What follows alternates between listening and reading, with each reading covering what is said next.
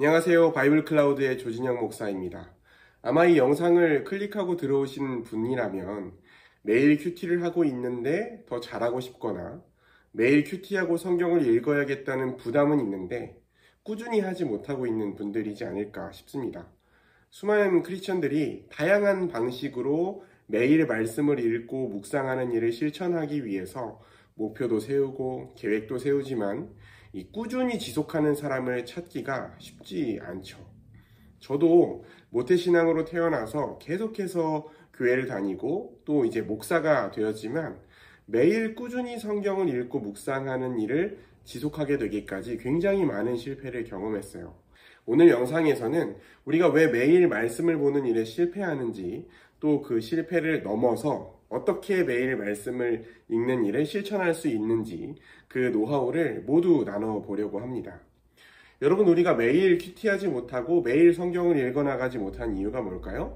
첫 번째, 우리가 말씀을 읽을 시간도 없고 장소도 없기 때문입니다.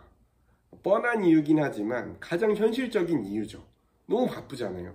학생들도 학교 과제에, 시험에, 아르바이트에 신경 쓸 게 너무 많고, 직장인들은 말할 것도 없잖아요. 출근하고 야근하고 업무를 위해서 해야 되는 공부도 있고, 그 와중에 시간을 쪼개서 자기 개발도 하고 또 가족들과도 시간을 보내야 되잖아요.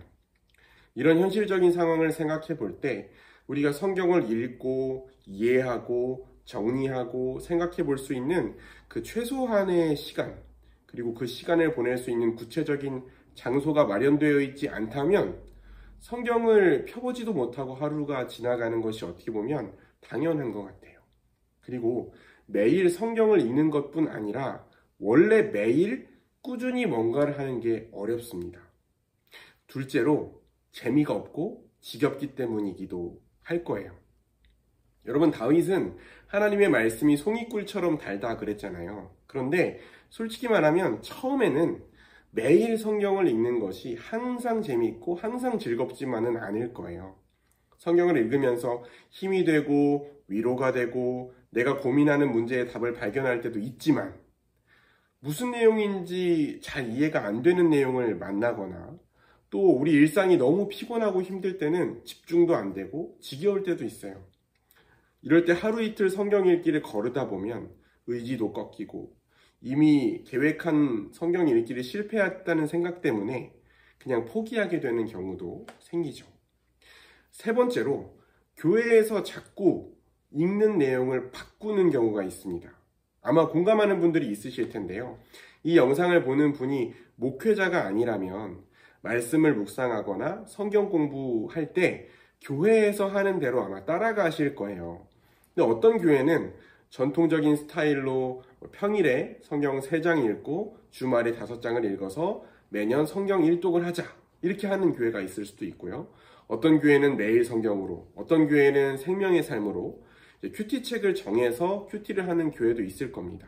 그런데 교회에서 담당하는 목회자가 바뀐다든지, 교육과정이 바뀐다든지, 큐티책을 바꾼다든지, 큐티 모임 대신 통독을 하거나 독서 모임을 한다든지 하면 이 성경을 읽어나가던 흐름이 끊겨요. 그러니까 매일 꾸준히 체계적으로 성경을 읽는 것이 굉장히 어려워집니다. 넷째로, 목표도 없고 방향도 없고 계획도 없을 경우가 많은 것 같아요. 여러분, 모든 좋은 습관을 기르는 데 성공한 사람들은 분명한 목표와 방향과 계획을 가지고 차근차근 체계적으로 실천해 갑니다. 그런데 성경을 읽을 때는 구체적인 목표나 계획이나 동기가 없이 그냥 의무감만으로 시작하는 경우가 많잖아요. 성경을 읽을 때 어떤 유익이 있는지 구체적으로 이해하고 믿고, 또 어떤 방향으로 어떻게 읽어나갈지 계획을 갖고 있는 사람은 성경 읽기나 말씀 묵상을 하면 할수록 성취감도 느끼고 성장해가는 느낌을 받을 거예요. 이런 것들이 우리가 다시 말씀 앞에 서게 하는 원동력이 됩니다. 그런데 막연하게 올해는 내가 성경 일독하겠다, 올해는 매일 큐티 하겠다, 이런 의지만 갖고 시작하는 경우에는 이 의지력이 소진되는 순간 포기하게 되겠죠. 여러분, 그렇다면 어떻게 매일 우리가 큐티하고 어떻게 매일 꾸준히 말씀을 읽어나갈 수 있을까요? 지금 앞에 이야기했던 문제들을 해결하면 되겠죠. 첫 번째로, 구체적인 시간과 장소를 정해야 됩니다. 여러분, 우리가 바쁜 일상 속에서 매일 성경을 읽기 위해서는 계획이 필요하거든요. 그런데 그 계획은 구체적이어야 되고 실행 가능한 계획이어야 돼요. 그냥 단순히 아까 말씀드렸던 것처럼 매일 성경 읽기, 매일 큐티하기 이렇게 새해 목표를 써놓으면 거의 실천하기가 어렵습니다. 나의 하루 일과를 한번 객관적으로 쭉 정리를 해보고 현실적으로 내가 사용할 수 있는 시간이 얼마나 되는지 먼저 파악을 해보셔야 돼요. 평소보다 아침에 조금 일찍 일어나야 될 수도 있고 넷플릭스나 유튜브나 SNS로 보내는 시간들을 줄여서 시간을 확보해야 될 수도 있겠죠. 장소도 정해야 됩니다. 그러니까 내가 정한 시간 동안에 내가 정한 방법대로 방해받지 않고 성경을 대할 수만 있다면 서재든 사무실이든 지하철이든 화장실이든 카페든 어디든 좋습니다. 그래서 정확하고 구체적인 문장으로 기록된 계획이 필요해요. 예를 들면 나는 아침 8시부터 8시 30분까지 매일 성경 큐티 책으로 사무실에서 큐티를 하겠다. 이렇게 구체적으로 내용을 적어야 됩니다. 그러니까 사람마다 상황과 사정이 다 다르잖아요. 그러니까 처음부터 욕심을 내서 너무 긴 시간을 확보하려고 하지 마시고요. 내가 지속 가능한 정도, 내가 포기하지 않고 매일 할 수 있을 정도의 시간과 장소를 확보하는 것이 중요합니다. 둘째, 성경 내용을 이해하는 것을 목표로 해야 됩니다. 여러분, 우리가 매일 성경을 읽으려고 할 때 결코 빠뜨려서는 안 될 목표가 성경의 내용을 이해하는 거예요. 성경을 통해서 은혜 받고 삶에 적용하는 것은 그 다음입니다. 여러분, 성경은 글이잖아요. 우리가 글을 읽고 유익을 얻으려면 그 글을 이해해야 됩니다. 어떤 사람이 나는 매일 30분씩 꾸준히 과학 잡지를 읽을 거야. 매일 30분씩 꾸준히 경제 잡지를 읽을 거야. 이렇게 계획을 세웠다면 그 사람은 그 내용 중에 한 가지 개념이라도 이해하려고 노력할 겁니다. 그리고 5년, 10년 뒤에는 내가 이 분야에서 상당한 지식을 쌓고 많은 유익을 얻을 것을 기대하면서 읽을 거란 말이에요. 그런데 모든 글을 읽을 때 당연하게 적용되는 이 이치가 유독 성경에만 적용되지 않을 때가 많아요. 주어진 분량의 그 글자를 읽었다는 것 자체로 만족하거나 우리가 소위 말해서 내 마음에 꽂히는 한두 구절을 읽고 은혜로운 느낌, 그 느낌만 경험하고 성경을 덮어서는 안 됩니다. 물론 모든 내가 읽은 구절을 다 이해하는 것은 무리죠. 그렇지만 적어도 오늘 내가 읽은 성경 본문이 어떤 내용을 담고 있고 어떤 메시지를 전달하기 위해 쓰였는지를 이해하고 정리하겠다는 목표를 가지고 성경을 읽어야 돼요. 그래야 성경을 이해하는 힘도 길러지고 성경을 더 신뢰할 수 있게 되고 성경을 보는 재미도 붙게 됩니다. 성경의 내용을 어떻게 더 잘 이해하고 정리할 수 있는지는 다른 영상을 통해서 따로 자세하게 소개하도록 하겠습니다. 셋째, 개인적으로 목표와 계획을 세우시길 바랍니다. 아까 말했던 것처럼 교회가 장기적인 계획을 가지고 매일 성경을 읽고 묵상하고 나눌 수 있도록 지도하고 있으면 교회 공동체와 함께하는 것이 가장 이상적인 방법이에요. 그런데 지금 출석하고 있는 교회가 성도들이 매일 직접 말씀을 읽는 일에 별로 비중을 두지 않고 있거나 자주 계획을 바꾸는 교회라면 개인적으로 계획을 세우고 꾸준히 성경을 읽어 나가야 됩니다. 계획은 자유롭게 세우시면 돼요.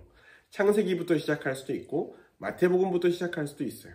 개인적으로 더 중요하고 흥미있는 성경이 있으면 그 부분부터 시작하는 것도 상관없습니다. 다만 성경 각 권이 배경과 문맥과 구조를 가지고 있고 또 하나의 주제를 가지고 쓰여 있기 때문에 이 본문 저 본문 왔다 갔다 하지 않고 한 권씩 읽으면서 정리해 나가는 것을 추천합니다. 가장 간편하고 좋은 방법은 몇 년 동안 성경 66권을 모두 살펴볼 수 있도록 구성되어 있는 교재나 큐티책을 선택해서 이미 짜여 있는 계획을 따라서 성경을 읽어나가는 것이 가장 좋겠죠. 시중에 나와 있는 큐티책 중에서는 대표적으로 매일 성경이 6년 동안 성경 66권을 모두 살펴볼 수 있도록 구성되어 있거든요. 그리고 에스겔이나 시편 같이 아주 긴 책들을 제외하고는 한 권씩 연속적으로 살펴볼 수 있도록 구성이 되어 있어요. 이렇게 이번 주 혹은 이번 달에는 어떤 성경을 살펴볼 것인지 계획을 세우고 한 권을 처음부터 끝까지 살펴보고 나면 성취감도 맛볼 수 있고 성경에 대한 이해가 크게 성장해 있는 것을 경험할 수 있으실 겁니다. 네 번째, 마지막으로요. 아웃풋을 할 수 있는 공간을 만들면 좋습니다. 성경을 읽고 정리한 기록을 다른 사람들이 볼 수 있는 공간, 그 공간을 만들어서 올리는 것이 매일 성경을 읽는 습관을 기르는데 저는 개인적으로 큰 힘이 됐어요. 블로그를 만들어서 기록을 남기거나 페이스북이나 스레드를 만들 수도 있고 간단한 이미지와 함께 인스타그램에 올릴 수도 있겠죠. 이렇게 다른 사람들과 내가 읽은 내용, 내가 생각할 내용을 공유하고 반응을 주고받는 일이 포기하지 않고 매일 꾸준히 성경을 읽어 나가는 데 큰 도움이 됩니다. 기록을 남기는 것과 남기지 않는 것은 큰 차이가 있어요. 꾸준히 기록을 남기다 보면 내가 그동안 해왔던 것을 돌아보면서 성취감을 느낄 수도 있고 또 누군가가 그 글에 호응해 주거나 응원을 해주면 지속하는 데 더 큰 힘이 됩니다. 그런데 주의할 점이 있어요. 기록을 남기는 데에 너무 많은 시간이나 에너지가 들어가면 안 됩니다. 그러면 기껏 확보해 놓은 그 지속 가능성이 떨어지죠. 그러니까 말씀을 묵상하는데 30분이 걸리는데 인스타그램에 올릴 이미지를 찾는데 30분이 들어가면 안 되겠죠. 더 효율적인 방법을 고려해 봐야겠죠. 그리고 가능하면 온라인에 올릴 때에 개인적인 공간에 올리는 것을 추천합니다. 무슨 말이냐면 교회에서 만든 단톡방이나 네이버 카페 같은 곳에 나누는 것도 물론 좋지만 내 의지와 상관없이 단톡방이나 카페가 사라져버리면 기록을 다 잃어버릴 수가 있잖아요. 개인적으로 기록할 수 있는 공간을 마련해서 그곳에 올린 다음에 다른 곳에 전달하는 방식을 추천합니다. 자, 여러분 지금까지 내가 매일 꾸준히 성경을 읽지 못하는 이유, 그리고 매일 꾸준히 성경을 읽어 나갈 수 있는 꿀팁 4가지를 소개해 드렸는데요. 지금 내가 적용해 볼 수 있는 내용은 무엇이 있을지 한번 고민해 보시고 잘 적용하셔서 날마다 성경을 읽고 이해하고 묵상하면서 하나님 나라를 날마다 누리며 살아가실 수 있기를 기도하겠습니다.